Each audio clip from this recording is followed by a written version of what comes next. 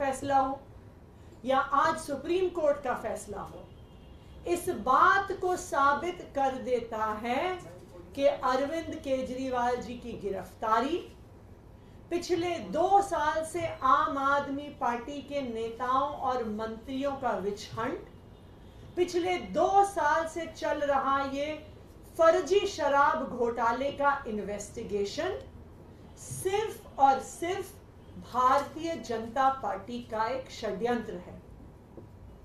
Bharatiya Janata party आम आदमी party का, दिल्ली सरकार का, दिल्ली के लोगों का काम रोकने के लिए साजिश रच रही है और इसीलिए उन्होंने दिल्ली के चुने हुए मुख्यमंत्री को एक फर्जी केस में बिना किसी सबूत के जेल में डाल दिया। राउज एवेन्यू कोर्ट ने जब अरविंद केजरीवाल जी को जमानत दी थी तो बहुत स्पष्ट तौर पर कहा, और एक बार नहीं बार बार कहा कि इन्फोर्समेंट डायरेक्टोरेट के पास अरविंद केजरीवाल जी के खिलाफ कोई सबूत नहीं है। उन्होंने ये भी कहा कि ईडी इस केस में एक बायस के साथ एक्ट कर रही है।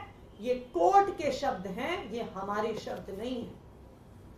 आज राउज एवेन्यू कोर्ट के उस फैसले पर सुप्रीम कोर्ट ने भी मोहर लगा दी और अरविंद केजरीवाल जी को ईडी के मुकदमे में जमानत दे दी। लेकिन भारतीय जनता पार्टी को यह पता था, उनको पता था कि राउज एवेन्यू कोर्ट से जमानत मिल गई है, उनको पता था कि सुप्रीम कोर्ट से भी जमानत मिल जाएगी। इसीलिए उन्होंने एक और षड्यंत्र रचा और सुप्रीम कोर्ट में जिस दिन अरविंद केजरीवाल जी की जमानत का केस आना था, उससे पिछले दिन अपने एक और राजनीतिक हथियार सीबीआई से अरविंद केजरीवाल जी को गिरफ्तार करवा लिया। क्यों किया गिरफ्तार सीबीआई से? सिर्फ और सिर्फ इसलिए गिरफ्तार करवाया कि अगर ईडी के केस में जमानत मिल गई तो अरविंद केजरीवाल जी बाहर आकर 10 गुना स्पीड से दिल्ली के लोगों का काम करने लग जाएंगे और भारतीय जनता पार्टी का षड्यंत्र रुकता नहीं है। इसलिए सीबीआई के केस में अरेस्ट किया। मैं आज भारतीय जनता पार्टी को यह कहना चाहती हूं कि इस देश के एक के बाद एक हर न्यायालय ने आपके षड्यंत्र का पर्दाफाश किया। एक के बाद एक न्यायालय ने कहा है कि अरविंद केजरीवाल जी के खिलाफ सबूत नहीं है और आज एक के बाद एक हर न्यायालय अरविंद केजरीवाल जी को जमानत दे रहा है। मैं भारतीय जनता पार्टी को यह कहना चाहूंगी कि अपना घमंड खत्म करिए, अपना अहंकार खत्म करिए और बाकी पार्टियों के खिलाफ, लोकतंत्र के खिलाफ षड्यंत्र रचना बंद करिए। सत्य परेशान हो सकता है लेकिन पराजित नहीं हो सकता। अरविंद केजरीवाल की ये जमानत आज पूरे देश के सामने ये साफ कर देती है कि अरविंद केजरीवाल सत्य के साथ खड़े थे, खड़े हैं और खड़े रहेंगे। अब मैं चाहूंगी कि संदीप जी और सौरभ जी अपनी बात रखें।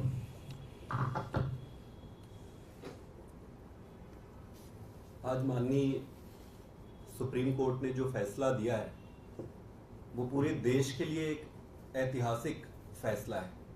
कई फैसले ऐसे होते हैं जो देश के लिए एक दिशा निर्धारण का काम करती है।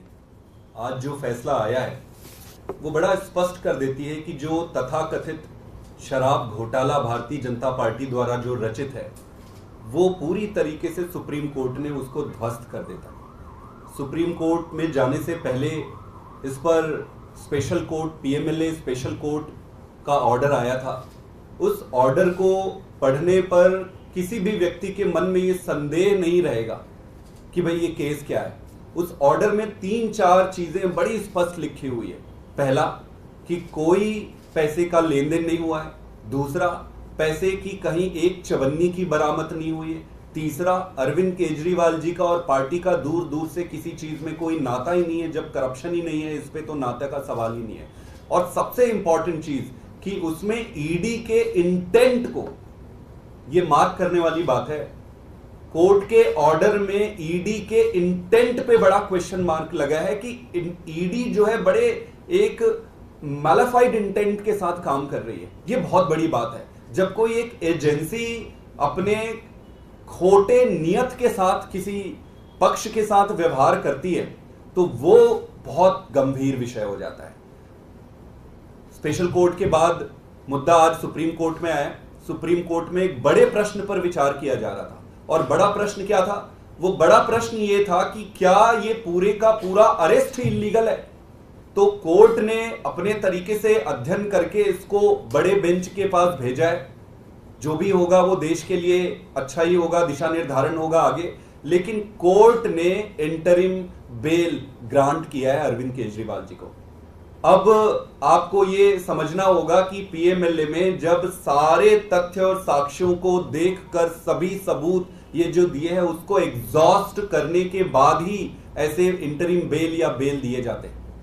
तो मेरा ये सबमिशन है भारतीय जनता पार्टी से कि हर कोर्ट में आपको मुंह की खानी पड़ रही है और ये केस सिर्फ आपके द्वारा रचित एक सर्कस है। तो इस सर्कस को बंद करिए। देश का और जनता का और खास करके दिल्ली की जनता का समय व्यर्थ ना करें। नरेंद्र मोदी जी ने, अमित शाह जी ने और भारतीय जनता पार्टी ने इस देश को एक ही चीज दिया है। हर व्यक्ति का हर कार्यकाल की एक देन होती है कि भाई इसने क्या दिया, इसने क्या दिया, इसके कार्यकाल में क्या मिला। तो भाजपा के मोदी जी और अमित शाह के कार्यकाल में एक ही चीज मिला है उस देश को, और वो है ये तानाशाही की ऐसी व्यवस्था जिसमें जिस राजनीतिक दल और राजनेता को ये सामने से हरा नहीं सकते या उनका सामना नहीं कर सकते, उनको गलत तरीके से, फ्रॉडुलेंट तरीके से षड्यंत्र करके जेल में डालना या उनको फंसाना, इसको बंद करना चाहिए। देश का बहुत समय वेस्ट हो रहा है। हमें नई राजनीति करनी है, देश को आगे लेकर जाना है। हम सब मिलकर जब अच्छी राजनीति करेंगे तभी देश आगे बढ़ेगा।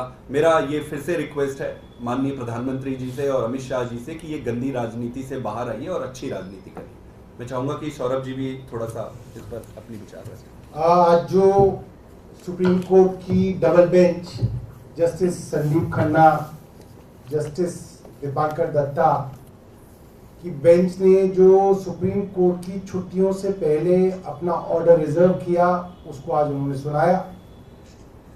उसके अंदर सुप्रीम कोर्ट के सामने ये सवाल थे कि अगर ईडी पीएमएलए एक्ट के अंडर सेक्शन 19 अरेस्ट करती है और अंडर सेक्शन 45 कोर्ट उसके अंदर बेल की बात सोचता है, तो सेक्शन 19 के अंदर जब ईडी जो एक एजेंसी है वो अरेस्ट करती है तो उसका जो डिसीजन है वो सब्जेक्टिव है, ऑब्जेक्टिव नहीं है।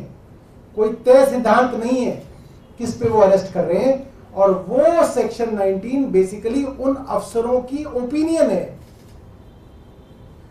तो अगर किसी कानून के अंदर बेल के प्रावधान इतने सख्त हैं जितने सेक्शन 45 में है, तो उसमें अरेस्ट का थ्रेशोल्ड भी हाई होगा। ऐसा नहीं हो सकता कि आप बात बात पे अरेस्ट कर लें और फिर बेल ना दें। अगर बेल आसान है किसी कानून में तो उसमें अरेस्ट भी आसान होती है। तो बेल के सिद्धांत ये है कि अगर बेल मिलना किसी कानून के अंदर कठिन है तो उसके अंदर अरेस्ट का थ्रेशोल्ड भी हाई होना चाहिए। सुप्रीम कोर्ट ने need and necessity of bail के बारे में कहा, और सुप्रीम कोर्ट ने दूसरी बात यह कही कि इस मामले में अरविंद केजरीवाल जी करीब 90 दिन से ज्यादा पहले ही जेल में रह चुके हैं, लिहाजा उनको इंटरिम बेल दी जाए। तीसरी बात सुप्रीम कोर्ट ने कही कि अरविंद केजरीवाल जी के ऊपर एक मुकदमा है, ऐसे में वो मुख्यमंत्री रह सकते हैं या नहीं रह सकते हैं, ये फैसला कोई कानून, कोई कोर्ट नहीं कर सकता। ये फैसला स्वयं वही कर सकते हैं। लिहाजा इसके अंदर कोई कानूनी बंदिश नहीं है। जो हमारे भारतीय जनता पार्टी के मित्र कूद रहे थे कि साहब वो उनके ऊपर मुकदमा हो गया, वो अरेस्ट हो गए, तो अरविंद केजरीवाल को इस्तीफा दे देना चाहिए, तो वो हाईकोर्ट में भी गए, हाईकोर्ट ने भी यही बात कही, और अंततः सुप्रीम कोर्ट ने भी यही बात कही कि वो मुख्यमंत्री रहेंगे या नहीं रहेंगे, इसमें कोर्ट कोई दखल नहीं कर सकता। ये बात आपके सामने रखी। और मैं अपनी तरफ से उन सभी लोगों को बधाई देना चाहता हूं जो इस केंद्र सरकार के अत्याचार से पिछले कई सालों से लड़ रहे हैं और खास तौर पे पीएमएलए के कारण उनके ऊपर अलग अलग मौकों पे अत्याचार किया जा रहा है।